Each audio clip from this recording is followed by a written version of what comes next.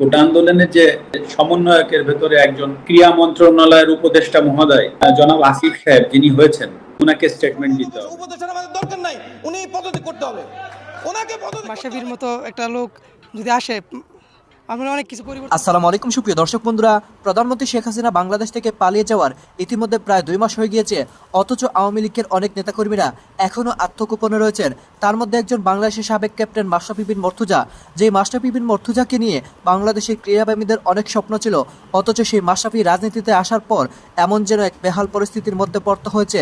দর্শক বন্ধুরা, তবে শেষ পর্যন্ত মাশরাফি বিন মর্তুজাকে অতি শীঘ্রই বাংলাদেশ ক্রিকেট বোর্ডে যুক্ত হবেন। দর্শক বন্ধুরা, এদিকে ক্রীড়া উপদেষ্টা আসিফ মাহমুদের বেশি দায়িত্ব হওয়ার কারণে শেষ পর্যন্ত আসিফ মাহমুদেরও পদত্যাগ চাচ্ছে অনেকে। দর্শক বন্ধুরা, তবে কি ক্রীড়া উপদেষ্টা থেকে আসিফ মাহমুদকে সরিয়ে মাশরাফি বিন মর্তুজাকে আনতে হচ্ছে? দর্শক বন্ধুরা, আবার সেই সকল বিষয়গুলোকে কেন্দ্র করে আপনাদের মাঝে বেশ কিছু গুরুত্বপূর্ণ তথ্য তুলে ধরেছি। অন্যদিকে এবার মাশরাফি বিন মর্তুজা আসিফ মাহমুদকে নিয়ে যেই সকল কথাগুলো বলেছিলেন, চলুন আমরা পুরো ভিডিও দেখে নেই। অবশ্যই পুরো ভিডিও দেখবেন, তাহলে এই সকল বিষয়গুলো পরিপূর্ণ বুঝতে কোটা পারবেন। আন্দোলনের যে সমন্বয়কের ভেতরে একজন ক্রীড়া মন্ত্রণালয়ের উপদেষ্টা মহোদয় জনাব আসিফ সাহেব যিনি হয়েছেন, ওনাকে স্টেটমেন্ট দিতে হবে।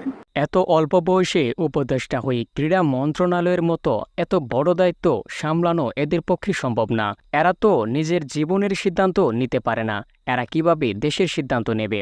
সম্প্রতি সামাজিক যোগাযোগ মাধ্যমে লাইভে এসে এই প্রশ্নটি তুলে ধরেন বাংলাদেশের সাবেক ক্রিকেটার মাশরাফি বিন মর্তুজা। 2019 সালের সংসদ নির্বাচনে আওয়ামী লীগের নেতৃত্বে নড়াইলের সংসদ সদস্য হন মাশরাফি বিন মর্তুজা। তখন থেকেই খেলাধুলা বাদ দিয়ে রাজনীতিতে চলে যান এই সাবেক ক্রিকেটার। কোটা আন্দোলনের মাধ্যমে শেখ হাসিনার পতন হলে অন্তর্বর্তীকালীন সরকার ডক্টর ইউনূসের নেতৃত্বে কোটা আন্দোলনের এক সমন্বয়ক আসিফ মাহমুদ ক্রীড়া মন্ত্রণালয়ের উপদেষ্টা হিসেবে দায়িত্ব পান। তারপরে থেকেই এই নবনির্বাচিত উপদেষ্টা সম্পর্কে নানা ধরনের প্রশ্ন উঠে আসে। অনেকেই তার বয়সকে তুলনা করে তাকে উপদেষ্টা হিসেবে মেনে নিতে পারছে না। আর এবার মুখ খুললেন বাংলাদেশের সাবেক ক্রিকেটার মাশরাফি বলেন, এত কম বয়সে এত বড় একটা দায়িত্ব পেয়ে নিজেকে সে কখনোই খাপ খাইয়ে নিতে পারবে না। সে তার দায়িত্ব ব্যর্থ হয়ে যাবে, যা আমাদের দেশের জন্য ক্ষতিকর। কেননা দেশের ক্রীড়া প্রতিযোগিতা অবনতি হয়, তাহলে দেশ কখনোই ভালোভাবে এগিয়ে পারবে না, আর এতে আমাদের দেশের মর্যাদা নষ্ট হয়ে যাবে। তাই দ্রুত আসিফ মাহমুদকে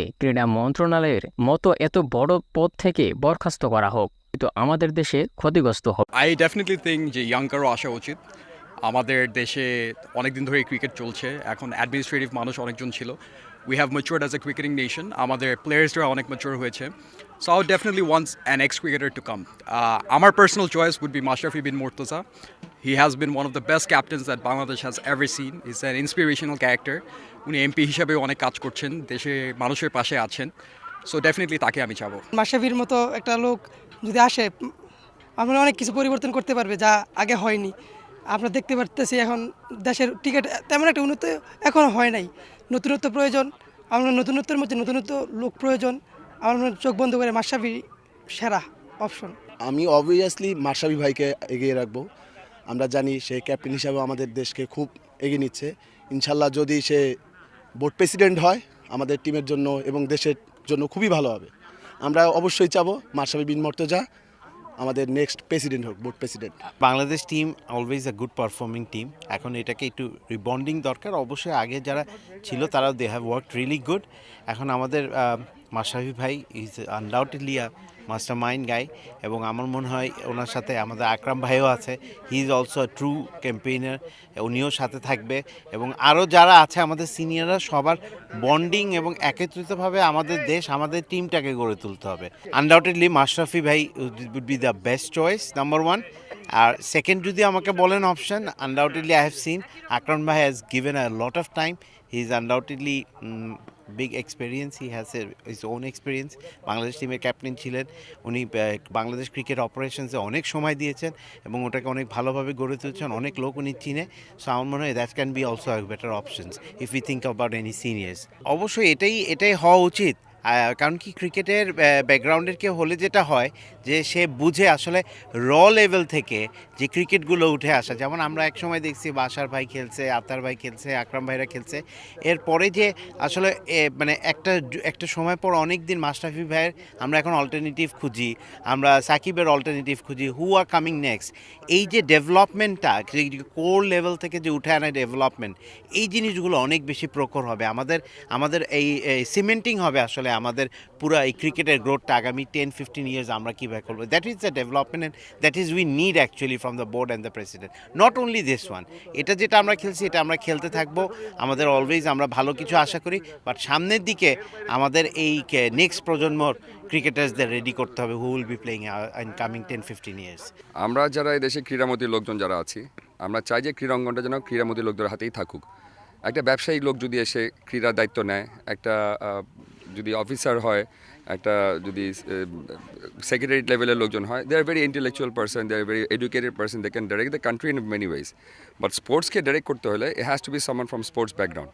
তা আমি মনে করি যেহেতু এখন ক্রিকেট নিয়ে কথাবার্তা হচ্ছে, আমরা আজকের সময় যাকে দেখেছি সবচেয়ে বেশি জনপ্রিয় এবং ক্রিকেটকে ভালোবাসে এবং বাংলাদেশের মানুষকে যে সবচেয়ে মন থেকে ভালোবাসে, ক্রিকেটের জন্য সব চিন্তাভাবনা করে, আমার মনে হয় অ্যাজ আ প্লেয়ার মাশরাফিকে উই প্রেফার যে ও যদি আসে সামনের front line, he can give something good for Bangladesh cricket. আমরা ক্রিকেট নিয়ে যদি আলাপ করে থাকি, বাংলাদেশ ক্রিকেটে অনেক কিছু পরিবর্তন হওয়ার আছে। এখনও কিন্তু আমরা প্রায় এক কদম সামনে হাঁটলে 2 কদম পিছিয়ে হাঁটতে হয়। যদি বাংলাদেশে যদি অ্যাকচুয়াল ক্রিকেটকে বুঝে, বাংলাদেশের মাঠের সেন্টিমেন্ট বুঝে, বাংলাদেশের প্লেয়ারের নার্ভ যে বুঝে, সেরকম লোককে যদি আমরা নেতৃত্ব আনতে পারি, আমার মনে হয় বাংলাদেশ ক্রিকেট বোর্ড থেকে আরও অনেক কিছু।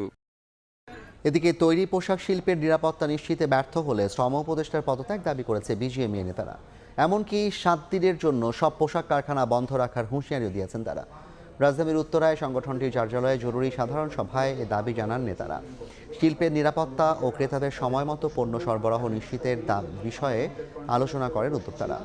সভায় বিজিএমইএ সভাপতি খন্দকার রফিকুল ইসলাম বলেন, দিনের পর দিন বিভিন্ন পর্যায়ে আলোচনার পরও দেশের পোশাক শিল্পে অস্থিরতা কাটেনি, এখনও স্বাভাবিক উৎপাদনে ফিরতে পারেনি কারখানাগুলো। আমরা ঠিকমতো স্যালারি দিয়েছি, আমাদের ফ্যাক্টরিতে চললো না, আমাদের দায়িত্ব তারা নিতে পারলো না, এটার জন্য তারা দুঃখ প্রকাশ করবে। আমরা চাই যদি আমাদের ফ্যাক্টরি আমরা যদি সুন্দর মতো চালাইতে না পারি, তারা নিরাপত্তা বিধান ব্যবস্থা করতে না পারে, তাহলে শ্রম উপদেষ্টার আমাদের দরকার নাই, উনি পদত্যাগ করতে হবে, ওনাকে পদত্যাগ করতে হবে। গত 7 দিনে মালিকদের সর্বোচ্চ চেষ্টার পরেও সব রকম আইন শৃঙ্খলা রক্ষাকারী বাহিনীর সব রকম সাপোর্টের পরেও আমরা যা দেখেছি, আশুলিয়াতে আমরা অন এভারেজ প্রায় 70 to 80 ফ্যাক্টরি গড়ে প্রতিদিন বন্ধ ছিল, আউট অফ 286 ফ্যাক্টরি। তো দর্শক বন্ধুরা, আপনার হয়তো পুরো ভিডিও দেখে এবং সেই সাথে সকল কথাবার্তাগুলো শুনে অবশ্যই বুঝতে পেরেছেন যে মাশরাফি বিন মর্তুজা বাংলাদেশ ক্রিকেট বোর্ডের সভাপতি হওয়ার স্বপ্ন দেখেছিলেন এবং বাংলাদেশের কোটি কোটি ক্রিকেট প্রেমীরা স্বপ্ন দেখেছিল। তবে শেষ পর্যন্ত রাজনৈতিক কারণে শেষ পর্যন্ত মাশরাফি বিন মর্তুজার ক্রিকেটে আসার জন্য কিছুটা পথ অন্ধকার হয়ে গিয়েছে। দর্শক বন্ধুরা, তবে শেষ পর্যন্ত মাশরাফি বিন মর্তুজাকেই বাংলাদেশ ক্রিকেটে প্রয়োজন এবং সেই সাথে ক্রীড়া উপদেষ্টা আসিফ মাহমুদ অতিরিক্ত দায়িত্ব থাকার কারণে দিনরাত কাজ করার পরও সঠিকভাবে সব কিছু করতে পারছেন না। এদিকে আসিফ মাহমুদেরও অনেকে পদত্যাগ চাচ্ছে। তবে শেষ পর্যন্ত কি মাশরাফির ভাগ্য খুলবে এবং মাশরাফি কি ক্রীড়া উপদেষ্টা হতে পারবেন? তো দর্শক বন্ধুরা, আপনারা পুরো ভিডিও দেখে এবং সেই সাথে সকল কথাবার্তাগুলো শুনে আপনাদের কাছে কেমন লেগেছে এবং আপনাদের কাছে কেমন হচ্ছে অবশ্যই কমেন্ট করে জানিয়ে দেবেন। তো দর্শক বন্ধুরা, ভালো থাকুন, সুস্থ থাকুন।